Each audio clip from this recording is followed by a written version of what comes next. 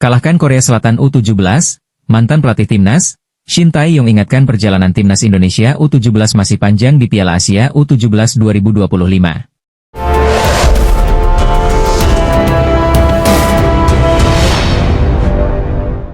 Mantan pelatih timnas, Shin Tae-yong mengaku senang sekaligus bangga skuad muda Indonesia berhasil mengalahkan Korea Selatan U17 1-0 di laga perdana grup C Piala Asia U17 2025.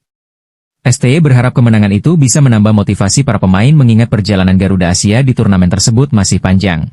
Ya, timnas Indonesia U17 secara mengejutkan menang atas Korea Selatan U17 dalam pertandingan yang digelar di Stadion Prince Abdullah Al Faisal, Jeddah, Jumat 4 April 2025 malam waktu Indonesia Barat. Gol kemenangan Garuda Asia dicetak oleh Evandra Florasta di menit 92.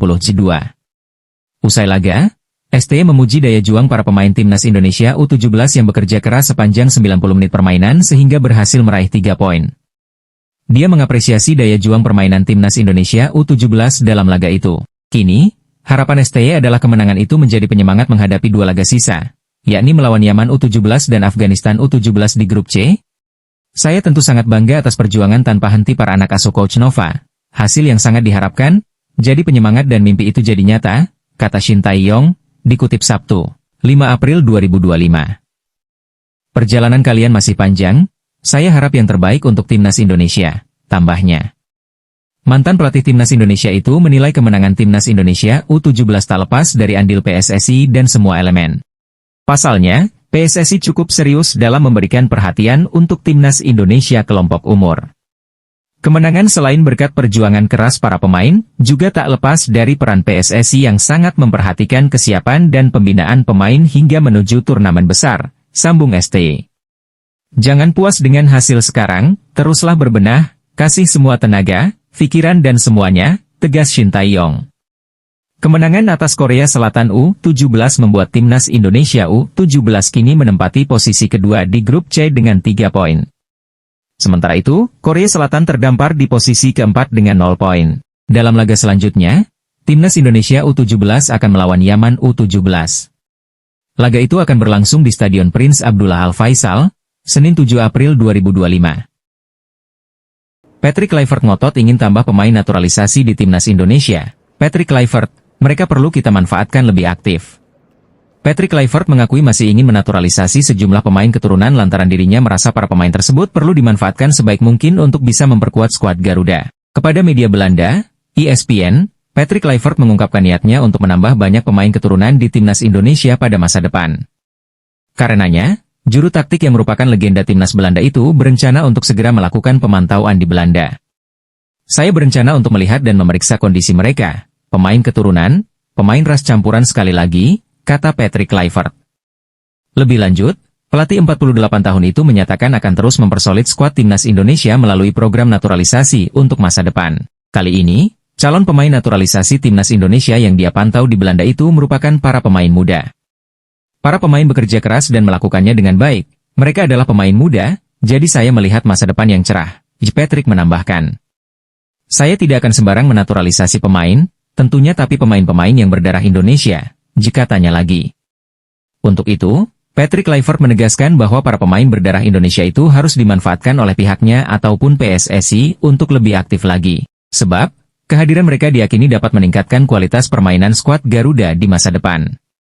Pemain-pemain ini perlu kita manfaatkan dengan lebih aktif, jangan kita sia-siakan potensi yang ada.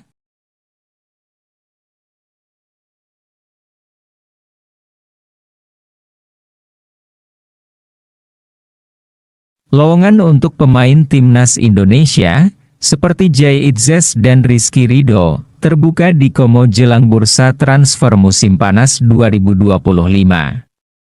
Pada musim lalu, Como telah gencar dikaitkan dengan sejumlah pemain timnas Indonesia, seiring dengan kesuksesan untuk menembus kasta tertinggi Liga Italia, Serie A. Namun demikian, Como, yang dimiliki oleh pengusaha Indonesia Hartono Bersaudara, memutuskan untuk tidak merekrut pemain non-Uni Eropa. Mereka memilih memaksimalkan kuota pemain asing dengan tujuan untuk selamat dari jurang degradasi. Musim kompetisi 2024 hingga 2025 ini hampir berakhir, dan Como tampak aman berada di posisi ke-13 dengan catatan 30 poin dari 30 laga, unggul 7 poin dari zona merah. Tim asuhan CSC Fabregas punya kans bagus untuk selamat dari ancaman degradasi musim ini, namun mereka akan langsung sibuk di bursa transfer musim panas 2025 nanti. Hal itu karena Como kehilangan bek tengah andalannya, Alberto Docena, yang mengalami cedera ACL pada saat menghadapi AC Milan pada 16 Maret lalu. Alberto Docena baru menjalani operasi pada pekan lalu dan cedera semacam ini akan membuatnya absen setidaknya selama 6 bulan. Como pun berpotensi kehilangan sang bek tengah hingga akhir tahun, dan bahkan Alberto Docena mungkin bisa jadi baru bermain pada tahun 2026 mendatang, bergantung kepada proses pemulihannya. Oleh karena itu, perekrutan di sektor bek tengah akan diperlukan oleh Fabregas pada bursa transfer musim panas ini. Hal ini membuka kemungkinan untuk pemain timnas Indonesia, seperti Jay Itzes atau bahkan Rido, yang punya spesifikasi yang sama seperti Alberto Docena.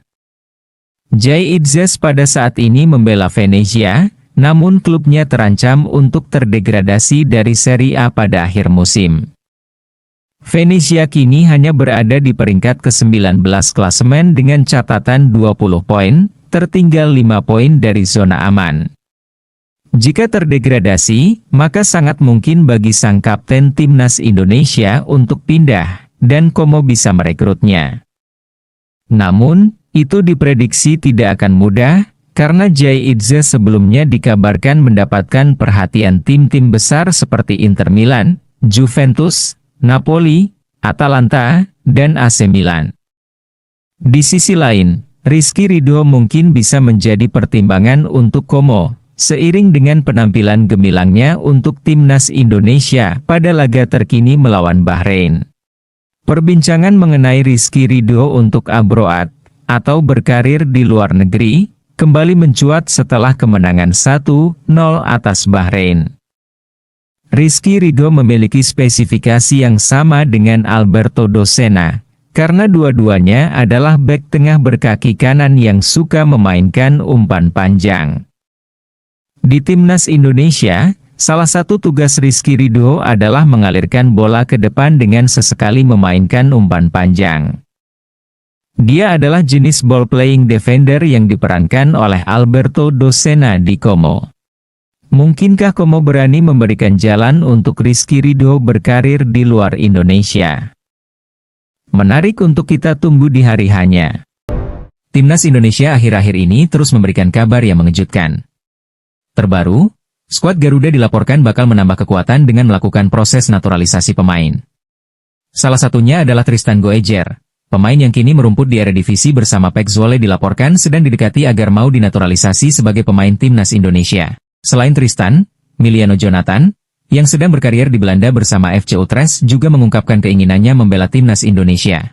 Bahkan, pihak PSSI, Arya Sinulinga sudah merespon keinginan para pemain yang berminat membela timnas Indonesia.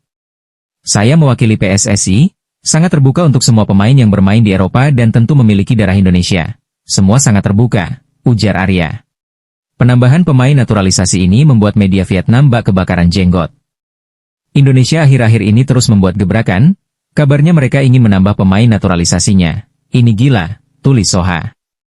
Kami pikir jika ini terus terjadi, tidak lama lagi tim nasional Indonesia akan menjadi raja di ASEAN bahkan di Asia, terangnya. Timnas Indonesia berhasil menorehkan prestasi membanggakan di kancah sepak bola internasional. Pada Kamis, 3 April 2025, FIFA resmi merilis ranking terbaru, menempatkan Indonesia di posisi ke-123 dunia. Kenaikan 4 tingkat timnas di peringkat FIFA dari sebelumnya 127 ini menjadi yang terbaik dalam 15 tahun terakhir. Kemenangan dramatis 1-0 atas Bahrain dalam kualifikasi Piala Dunia 2026 zona Asia menjadi kunci keberhasilan ini. Meskipun sebelumnya Indonesia harus mengakui keunggulan Australia dengan skor 1-5. Prestasi ini tentu disambut gembira oleh seluruh elemen sepak bola Indonesia. Kemenangan atas Bahrain, yang sebelumnya diprediksi akan sulit, menunjukkan peningkatan signifikan dalam performa dan strategi timnas Indonesia. Hal ini tak lepas dari kerja keras para pemain, pelatih, dan seluruh tim pendukung di balik layar. Perjuangan panjang dan kerja keras selama ini akhirnya membuahkan hasil yang manis. Ketua Umum PSSI Erick Thohir menyampaikan rasa syukur dan optimismenya atas pencapaian timnas di ranking FIFA. Peningkatan peringkat FIFA ini menjadi catatan sejarah bagi timnas Indonesia. Posisi ke-123 merupakan yang terbaik dalam kurun waktu 15 tahun terakhir. Ini menunjukkan tren positif dan perkembangan yang signifikan dalam kualitas permainan timnas Indonesia. Tentu, hal ini menjadi motivasi tersendiri bagi para pemain untuk terus berjuang dan meningkatkan performa mereka. Meskipun demikian, Indonesia masih berada di bawah negara-negara ASEAN lainnya seperti Thailand dan Vietnam. Namun, hal ini tidak menyurutkan semangat timnas untuk terus berjuang. Mereka menyadari masih ada banyak hal yang perlu ditingkatkan untuk dapat bersaing dengan negara-negara kuat di Asia Tenggara maupun dunia. Pertandingan-pertandingan kualifikasi Piala Dunia 2026 selanjutnya akan menjadi ujian sesungguhnya. Laga melawan Cina dan Jepang pada bulan Juni 2026 mendatang akan menjadi kesempatan emas bagi timnas Indonesia untuk kembali membuktikan peningkatan kualitas dan meraih hasil positif guna meningkatkan peringkat FIFA lebih jauh lagi. Kemenangan di laga tersebut akan menjadi langkah penting menuju target masuk 100 besar dunia. Meskipun telah mencapai peringkat terbaik dalam 15 tahun terakhir, timnas Indonesia masih memiliki banyak pekerjaan rumah. Persaingan di kancah internasional semakin ketat, sehingga dibutuhkan kerja keras dan strategi yang matang untuk terus meningkatkan peringkat. Peningkatan kualitas pemain, pelatihan yang intensif, dan dukungan penuh dari berbagai pihak sangatlah penting. Selain itu, pembinaan usia muda juga menjadi faktor kunci dalam perkembangan sepak bola Indonesia. Dengan mencetak bibit-bibit unggul sejak dini, diharapkan timnas Indonesia dapat memiliki pemain-pemain berkualitas yang mampu bersaing di level internasional dalam jangka panjang. Investasi dalam infrastruktur dan pengembangan sepak bola usia muda menjadi hal krusial yang perlu diperhatikan. Dengan kerja keras, strategi yang tepat, dan dukungan penuh dari semua pihak, timnas Indonesia optimis dapat terus meningkatkan peringkat FIFA dan mencapai target masuk 100 besar dunia. Perjalanan masih panjang. Namun semangat dan tekad untuk meraih prestasi gemilang tetap menyala. Peringkat 123 dunia saat ini menjadi batu loncatan bagi timnas Indonesia untuk mencapai prestasi yang lebih tinggi. Semoga prestasi ini dapat menginspirasi generasi muda Indonesia untuk menekuni dunia sepak bola dan membawa harum nama bangsa di kancah internasional. Mantan pemain RC Lens yang kini berkarir di Liga Denmark, Brøndby IF, Stig Spiering mengaku dirinya mengatakan ingin bela timnas Indonesia. Stig Spiering merupakan pemain keturunan yang sempat dilirik Shin Tae-yong untuk membela timnas Indonesia. Akan tetapi, kala itu ia menolaknya. Alasannya pemain 28 tahun ini menolak untuk menerima tawaran main di skuad Garuda karena sedang berjuang mencari banyak menit bermain di klubnya. Dulu tawaran itu datang, saya sedang mencari banyak menit bermain. Saya masih dipinjamkan ke sana kemari, ucap Spiering di YouTube Omroep Brabant. Kini Spiering berkarier di Liga Denmark bersama Brøndby IF. Ia pun mengatakan bahwa dirinya sudah berminat untuk membela timnas Indonesia. Bahkan ex-RC Lens ini sedang mencari tahu bersama agennya agar bisa bermain bersama skuad Garuda. Bersama agen, saya sedang mencari tahu cara apakah saya bisa bermain untuk Indonesia, kata Spiering. Stig Spiering menyebut bahwa ia pernah dikontak PSSI pada tahun 2021, namun ia menolak ajakan tersebut. Nah, kini dirinya akan mencari tahu dan menghubungi PSSI agar bisa memperkuat timnas Indonesia. Pada 2021 lalu, saya didekati PSSI untuk pertama kali. Saya merasa tersanjung tapi tidak tahu apa yang akan terjadi, katanya. Saat itu saya sedang mencari klub baru, menit bermain yang banyak, nah sekarang saya sudah bersedia. Saya harap PSSI mau menghubungiku lagi, beber Spiering. Timnas Indonesia kedatangan pemain naturalisasi baru lagi nih. muncul tanda Tits Dalinga ingin perkuat timnas Indonesia. Hal ini tentu akan membuat pelatih Patrick Kluivert full senyum dengan skuad asuhannya akan kedatangan pemain grade A asal Bologna, klub Serie A Liga Italia. Dilansir dari akun Instagram _Indonesia di laman ArchiveNL, Marga Dalinga sempat tinggal di Indonesia, tepatnya di Tanjung Priok pada tahun 1950. Menurut data ArchiveNL ada nama Marga Dalinga yang pernah tinggal di Tanjung Priok. Apakah ada kaitannya dengan Tijal Dalinga?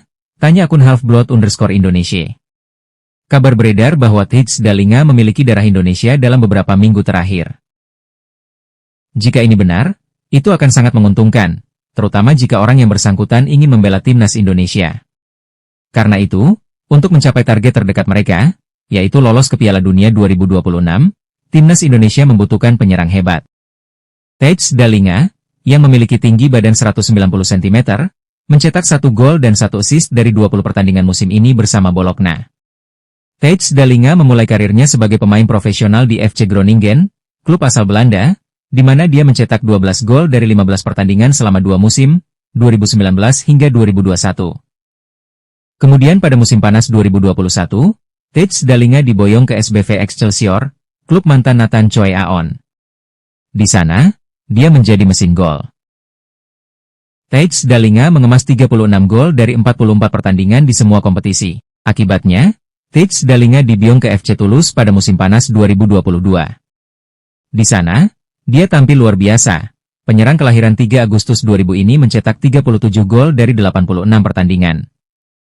Karena banyaknya pencapaian, Tits Dalinga diboyong ke Bologna pada musim panas 2024, klub di tengah Liga Italia.